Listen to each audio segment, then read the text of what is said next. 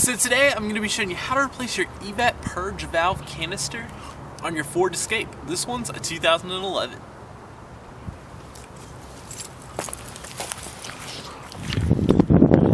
Okay guys, so first we're going to locate our Purge valve canister guy here. It's going to be this guy right here. And basically, this job, it calls for an hour, but it shouldn't really take that long.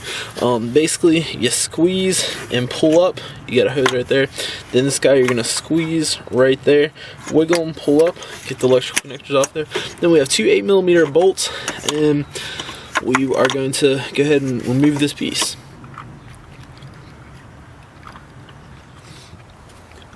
Okay guys, once you got both your little 8mm bolts off, we'll just look at this guy. We'll go ahead and grab onto him right there. Just kind of rock him back and forth.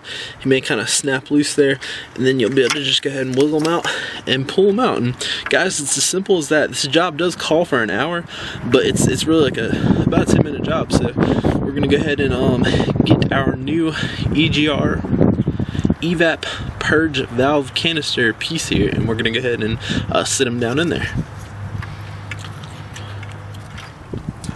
Okay guys, now when tightening these bolts down, just be careful because y'all work on plastic and aluminum. So you got your little 8mm wrench here, just kind of snug them down and just get them good and snugged, and then we'll go ahead and plug our connector in, and we'll go ahead and put our hose back on. Then we'll get in the car and we'll reset our check engine light because this is throwing a P1450 code, and that's why we're replacing this guy today. So we'll see you here in just a moment. Okay guys, and for today's project, you'll need an 8mm combination wrench and a new EGR Purge valve, which is going to be this guy right here. So with that said, we'll go ahead and begin today's project.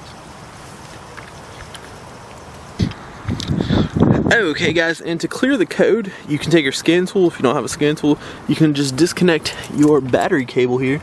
It looks like you just put an 8mm on there and loosen this guy up and pull them on up out of there.